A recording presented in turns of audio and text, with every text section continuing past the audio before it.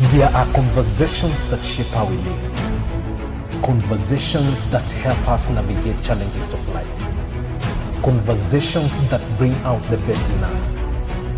This is where we gather to help each other find the way and unleash our potential.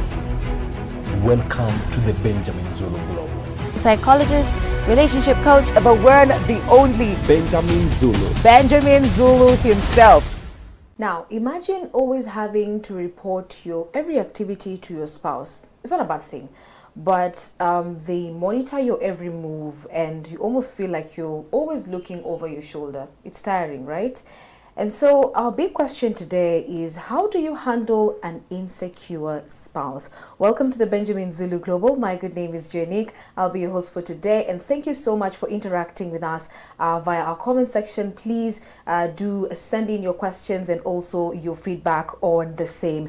And we jump straight into it. What are some of the common underlying causes of insecurity and how can they be identified early in the relationship? So first of all, let's be careful before we label everybody who's behaving suspicious as insecure. Right. Sometimes people are not insecure, they just know you. Mm-hmm.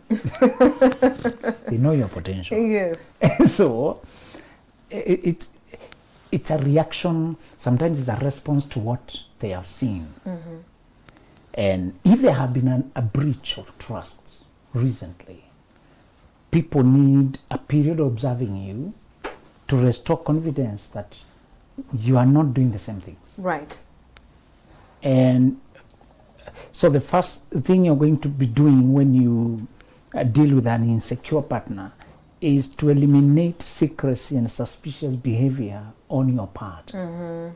Make sure their fear is not caused by your inconsistencies. Right. And one of the things you're going to do, sometimes the right thing is also the hardest thing, is that you're going to behave yourself right with them.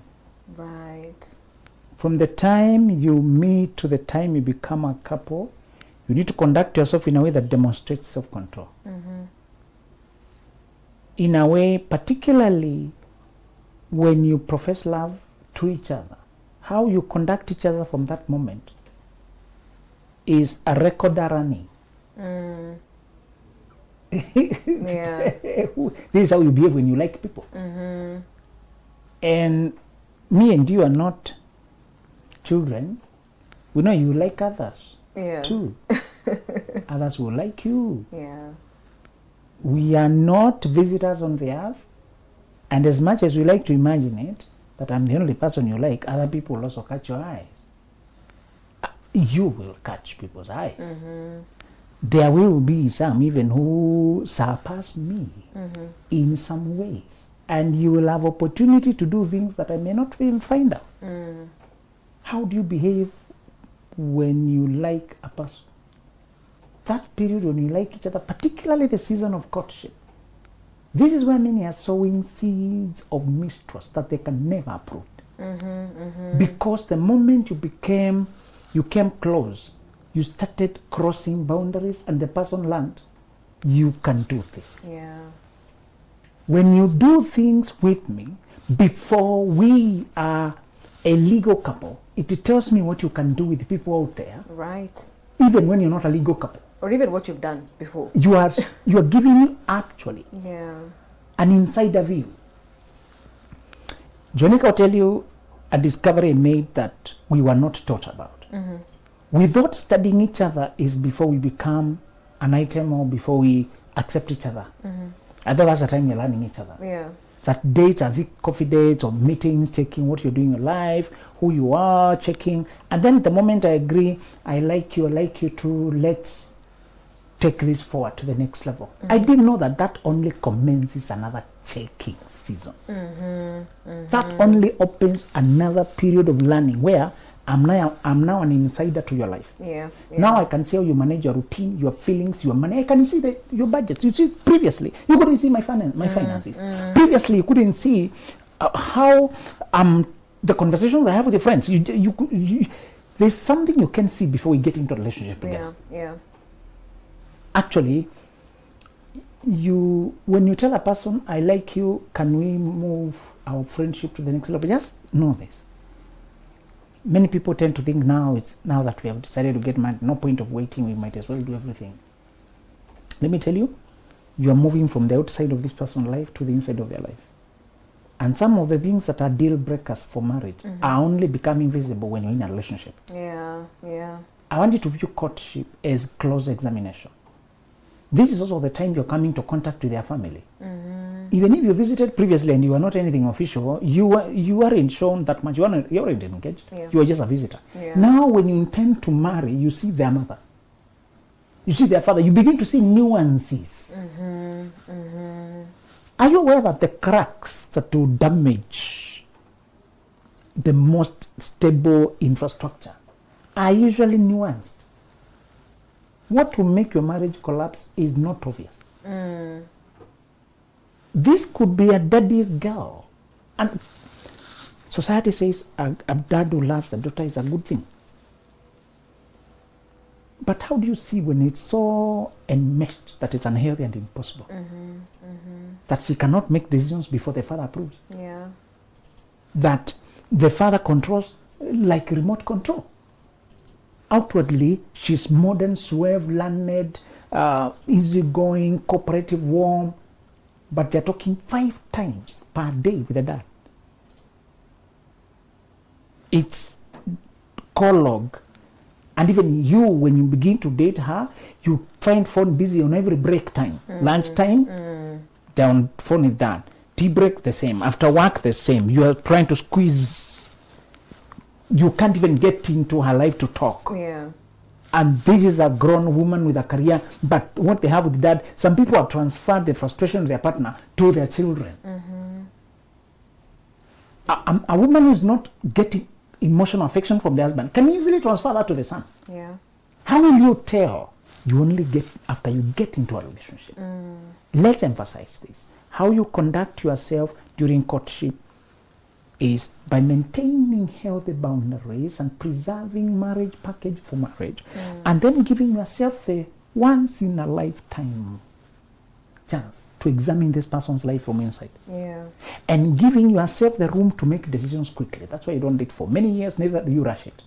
Give it enough time so that you can see the person in social action. This is the time you can see them in social action, interacting, meeting obligations, keeping promises. This is the time you have to coordinate things, to meet somewhere, to travel together. That's the time you buy things together. That's the time you communicate, you exchange ideas. This is the time you do play team. You check how it will work when we have to think together, collaborate. That's the time for testing. But the moment you think, I've already selected, you jump in. You planted seeds that you can do this with anybody you're working closely with. And this person will always know. Whenever you went to these kind of hotels, they will keep having deja vus. That they have seen that before. Yeah. This looks familiar. You know? Yeah. So, Jonik, I want you to register that sometimes you plant suspicion of the person because you did the wrong things and the wrong season and you thought you were justified because anyway you're going to get married. And yet you are telling them what you do with the opposite gender when you come that close. And this plants a factual history in their mind. And be careful if you're a person of faith and professing faith, but you continue compromising while you're professing faith, the faith loses credibility because I saw you do things while you're still talking this. On what basis do I think now this is any different? Takes so hard work to undo what you damage because of impatience. Yeah. And I love what you're saying because we have others who, when they express their insecurities, the other person feels like maybe they are projecting their trauma, maybe their past trauma. Is that also a possibility? Yes, and that is one of it introduces my second point. Right. That you need, after you've made sure you're doing the best by you, and some people may get this message after they already crossed boundaries and messed up unnecessarily. I don't have enough time to tell you what happens when couples who intend to get married start tasting the olive before time. Because they introduce the taste of taboo in their sex life. Right. They get used to the secrecy. There's something they're hiding from the world. And that becomes the feverish taste in their intimacy life. Particularly if they're professing a different life publicly, and they're doing these things in darkness, in secrecy, that becomes the main ingredient, the main spice. There's a lot of similarity between how we prepare meals and how we prepare our bedroom intimacy. It has spice, it has anticipation, it's meeting a need. At the same time, it's styled to personal preferences. At the same time, it involves flexing with your tastes and finding the way we would make our meal to our satisfaction. That's how we do with the bedroom. Right. Now, when you start with stealing this meal, the main spice will not be trying to learn how you like things done. It will to be trying to hide it from the world. Yeah. How children would go to eat something in secrecy. When you finally get married, the taboo element and the secrecy disappears. The main spice that was firing up your desire goes.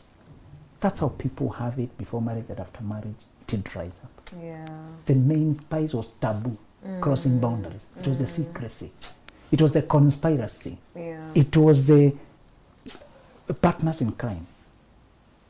Now, you're partners in law. Yeah. And the drive disappears. I don't have enough time to tell you that you could be plugging into a person who cannot function normally when they're driven by passion and love and trying to satisfy each other. You could be plugging into a person who only functions when they are doing something illegal. And they could be getting sexually excited now with others who are beyond reach, forbidden. There are people who can only function when they're cheating. When it comes to a real legitimate thing, their taste buds don't respond. Yeah.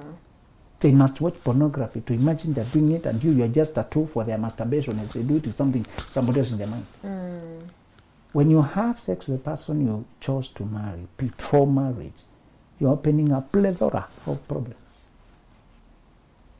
You think there's no difference, there's a big difference. And your mind knows it, that you are crossing a boundary you are not yet allowed. And if you proceed to go do a wedding and you're pretending this is a legitimate wedding, you also know you're lying. It also follows you with a lot of problems, wondering, you may experience no more difficulties that people experience, but wondering, is it karma, Sometimes you wonder, do I have to, correct some things? So the self-control when you're in love is very difficult. Yeah. We must admit that part. When we love each other and we're trying to get, our bodies are excited, it is not easy. But when you remember you're trying to teach this person that you have self-control, you will find enough reason to do it. Yeah. The second thing to deal with an insecure person is to put boundaries that do not promote their excessive fear.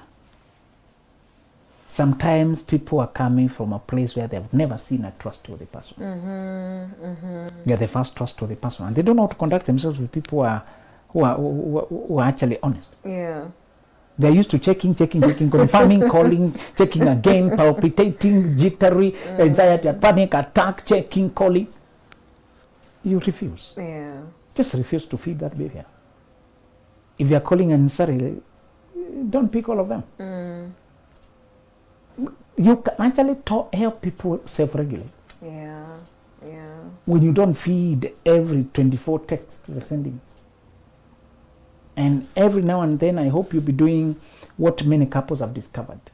Regular meetings, regular date out, regular checkouts. People used to associate those meetings with date and romance. It is part of date and romance. But when now you have something to build, it's also a time to build. Yeah. It's also a time to review the time that was, the 2 weeks that was, the month that was, the 1 week that was. And that's the time you recall a period you saw them very unsettled. Yeah.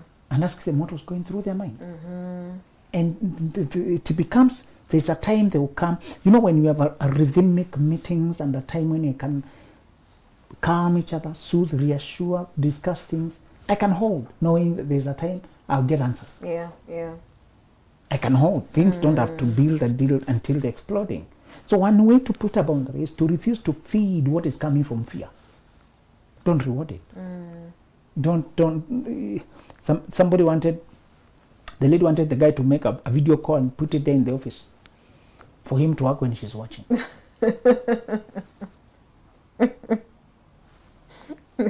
To make sure she can see everything you're doing. And he was asking, okay, she says it's because she loves me, love is jealous, you know, she just wants to be sure.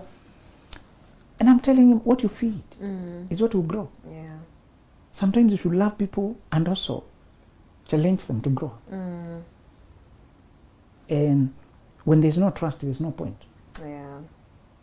If I'm not giving you reasons to suspect, and then you keep popping up at my work unannounced, you pretend it was surprise, but I can see this is policing. In the name of I was in the neighborhood. No, and you ambush unexpectedly. Yeah. Any moment you see somebody behaving extra, unnecessarily excessive, don't feed it. Yeah. And part of how not to feed it with the gentleness, you don't need to scream. Note it somewhere and wait for that opportune moment. Couples should have opportune moments when they handle crisis before they explode. Functioning couples have a time when they service their relationship. Yeah. Yeah. And touch base on areas of discomfort. Right. Before they become real crisis. Many times the crisis blows up because the issue went for too long Yeah. unaddressed. Yes. So you may be uncomfortable on Tuesday when you popped up. It just didn't look like a real surprise. You had some flowers, but that was uncalled for. Are you sure you weren't afraid? You just didn't want to satisfy your overthinking. Somebody could be coming from a place where everybody betrayed them. Their mother was betrayed, their father was betrayed, their friends betrayed them, their friends are being betrayed, everybody in their friend group is being cheated on. You know your friends can feed you with a lot of fear. Yeah. But you think you're different, all of us. Go check. So you find yourself restless.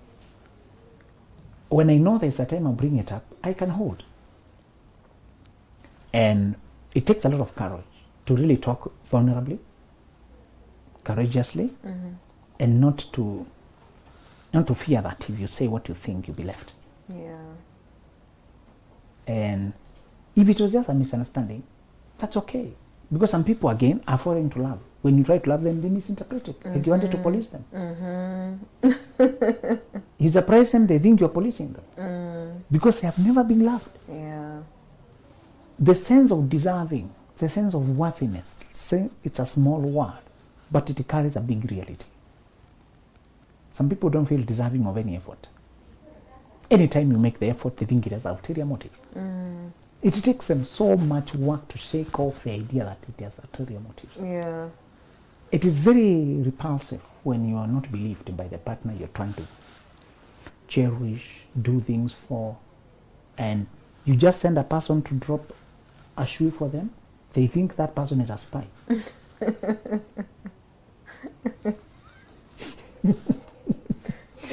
You organize a surprise party quietly under the ground. They think you are contacting their friends for mischief. Yes.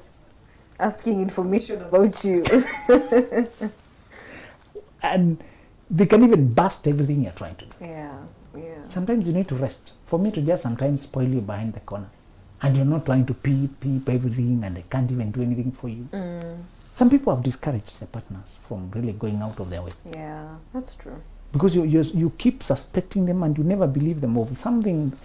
They even get tired of defending themselves. And if you reprimand me so much because I took the number of your girlfriend, normally things I wouldn't do. I wouldn't be getting the numbers of your girlfriend. But if I'm organizing something for Johnny, who is the best person to arrange it with? My friends. You think it. Yeah. Normally, it's not okay for me to be talking to your girlfriend. Yes. And you can interpret that whichever way you want. Honestly, we planned that way. Then later on you found, I have her contact, I have the other contact. Why do you have the contact of my friend? I picked them when you're organizing a party for you. I don't believe you. You're doing mischievous things behind my back. You know. And you should marry a person you can give a benefit of doubt. Yeah. Oh, yes. There's going to be need for you to just let me. There's going to be a lot of that. Yeah. If we go through difficult times, Your partner is in a maternity ward. Who are you working with at that time? They're friends and family. You're married to them, but they have a community. They are something that is needed now in a crisis. Who is being called to ask, where are we? Isn't it you, the partner? I'm calling you, I'm Carol, friends to John. I'm asking, what are we doing? Yeah. Where are we with this and that? Where can I guys find you? What if you are so suspicious of any kind of contact between me and your friends, and yet we have gone through a crisis, or we are going through a happy season, or anything, surprise party, we are organizing something for you, anything, or difficult time. So yes, a part of what you come together to do as a couple is to sandpaper each other, to smoothen the rough edges in an uncomfortable process. And if you're too much of a people pleaser, you need to be kind to your partner, but not so nice that you can't help them manage what they couldn't manage on their own. Some weaknesses were festering when the person was single, and there was nobody to challenge them so personally. Yeah. Nothing resembles romantic, intimate relationship. You may have a best friend, but sometimes, you can always push them back. When you're too insecure, leave me alone. Best friends you can be. When it comes to a partner, there's some level of maturity they must stretch you towards for this thing to work. Yeah. You need actually to feel your palpitations. You need to feel your anxiety. You need to calm yourself down. You need to count down to 10. You need to walk around rather than giving me 72 missed calls. Yes. Breathe. Breathe. Imagine, you need to change your company. Yeah. Sometimes you need, if you're hanging around friends who everybody is cheating, and it is feeding you with so much fear, and you're bringing it to us, even when there's nothing scary in your own space, you need to realize, am I with the right people anyway? Did we choose partners? Are we in the same journey? You may have to cut out those people who supported you or comforted you at a time when you did not have a relationship to build. Now that you have a marriage to build, and they're not building any. Yeah. The language and the lifestyle they live is feeding you with toxic ideas. Others even go to the extent of trying to, set up their people with their friends, and see are they cheating. So I don't want you being texted with pseudo account or somebody checking me out because that's what is happening in their circles, and they convinced you to also run the same on me. There are some things you are not going to encourage. Yeah. And if they are wrong, you're going to call them out as wrong. As they are, yeah. You may have to train your partner to mature up in those areas that you're already stronger than them. And one of those things is simply to trust. Trust is a very hard work. Yeah. If it was that simple, the scripture itself would invite you saying, in returning and rest shall you be saved. In quietness and confidence is your salvation. Now, returning and rest, quietness and confidence. God himself wants you to be still and know that I am God. And sometimes you have enough reasons to fear because he has not done what you expect. You don't know what will happen. Yes, we are saying the second solution when you're with an insecure partner. And let me tell you, don't label your partner as insecure. Don't label people. Label the behavior. Yeah, yeah. If they were universally insecure about everything, you didn't marry them to begin with. So they have insecurities in certain areas. Right. So label the behavior so that we can isolate it and deal with it. Don't tell them, you're an insecure guy. Don't say that. So I find that on this area, you tend to have insecurities. When you separate the insecurities as something I experience on context, it means I can get rid of it. Yeah, yeah. I'm not full of it myself. Labels over attribute. If somebody has a disease, you can just name it as a disease or struggle instead of calling them that thing. Yeah, yeah. You give them better chance to work on it. Right. So your second solution is to acknowledge that there may be nobody, few in this world, who don't have areas of insecurities. My lecturer had somebody comment when she was young funny about her finger. They have nothing wrong. But sometimes your siblings don't like the way you have something they don't have. And they start calling it out in a negative way. And because you're a child, you don't know. Yeah. You could even just wear long hair. And they start, long hair is beautiful for most people. But they start, no, you, where do you come from? Do you really belong? They make you think you're illegitimate. You look awkward, you're expensive to maintain. Just because they don't have what you have. You know they can plant insecurities around a good thing. That's true. Yeah. So somebody had commented so much about her fingernails that she started hiding it with a sweater. So as a child, should always hide, just pull the sweater over it. And she has since learned it was those people projecting. But she says sometimes if you gaze too much at her hands, the insecurity comes back. so unreasonable, sure. Yeah. But our history sometimes, just our history. Yeah. So you may not find a person who does not have any.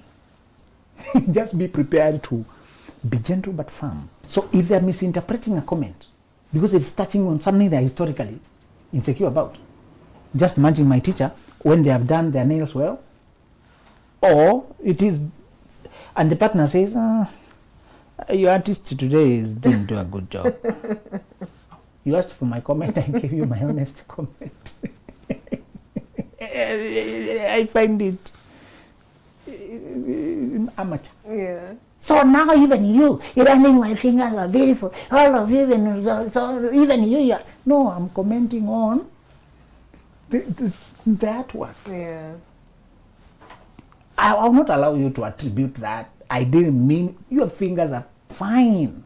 I'll just say that work is not done as well, not that good. So now, even you've been pretending to love me, you're not any different. I know, I'm told I'm beautiful hands, I've accepted. Why do you do you see how you can misinterpret just because you have another history of insecurity there? And I innocently comment on something that is just sincere. If you punish me when I'm just trying to be sincere, you're discouraging me from giving me feedback because you cannot handle it. That does not mean you should not sense passive-aggressive attempt for people to break you down. Yeah. But you should pick it out well and say why you think there was a twist to hurt me. Passive-aggressive people are those who are aggressive in a hidden way. They want to hurt you while denying that they're hurting you. Yeah. You know? So yes, the second solution is to always help the person move past it by not feeding it, by not letting it sit. Yes. And I love what you mentioned about not labeling the person, because I was watching recently a series by Dr. Phil, and he was addressing controlling husbands.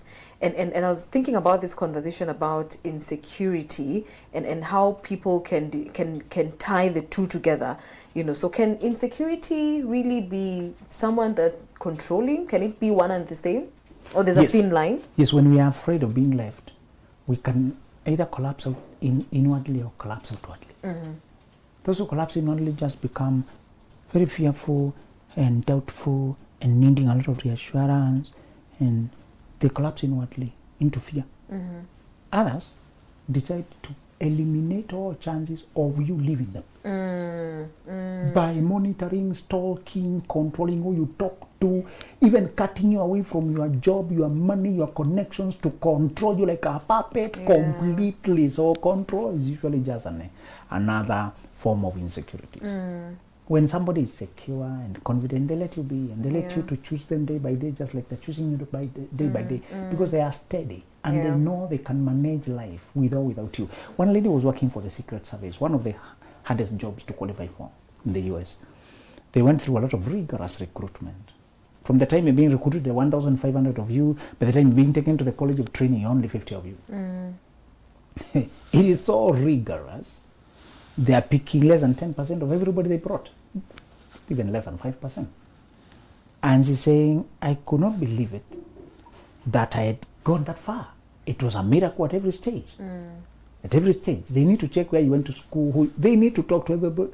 They really go, because they're going to give you immense responsibility, and your feedback will be taken very seriously. So they can't just put in anybody. Yeah. When she finally got the job, and now she was dating for marriage, some guys will just sit there and say, now that you have this job, will you quit it after we get married? Well, if I intended to take it, you know. And she's saying, a job that you wouldn't get even if you know, most people, civilians wouldn't. It's very hard to qualify. Yeah. It's a rigorous cut-off process. They look even at things that are the things that are naturally not wrong. But for the rigor of the job they're bringing you, they just won't take you in that kind of you know. You could just have a family situation that you are qualified as a person, but your family situation is not good. Yeah. They'll leave you out. You know. So she had gone through all this filtering and secured a life-changing job of a contract. It may not be lifetime, but maybe just a 10 years or something like that. But after you serve, because they want a minimum availability to justify how much investment they're doing with you, you've signed your contracts and you're there for that period of time, and you're not supposed to publicize that you're in that job. You know, you're not supposed to show that if you display it too much, it loses, because you're supposed to be undercover to gather information. She said, I couldn't believe how people just take casually what you've been building for so long. They want to control you out of your career, control you out of your money, control you out of your purpose. And people are so insecure and they're trying to project it on you as if you cannot be trusted when you're working. Yet it is them who cannot trust the person who's working. It's them who are not steady. She said, finally ended up marrying a fellow secret service agent. We dated from an insider point of view. Although I had met other guys who I thought were so wonderful, we could work so well, but they did not have the capacity to rest around me because they were not at rest in their own life. People sometimes can't give you any peace more than they have within themselves. People don't feel good enough for you to choose them even when you're surrounded by other people. Good enough for them to be enough for you even when you have other options. They'll put it on you as if you're the one with the problem. Controlling people don't care how much you've invested to build your career. They just want you to quit everything to make them feel comfortable. You need a person who respects how far you've come to become who you are. Yeah. And they don't think marriage, you know, some people think marriage is they own you. And they want to control. You want a person who has steadied themselves in this world. Yeah. And they can let you be. Yes. Absolutely. Very well said. And I'd like to capture an extract in this wonderful book, how to recognize and deal with toxic relationships, even as we wrap up our conversation for today.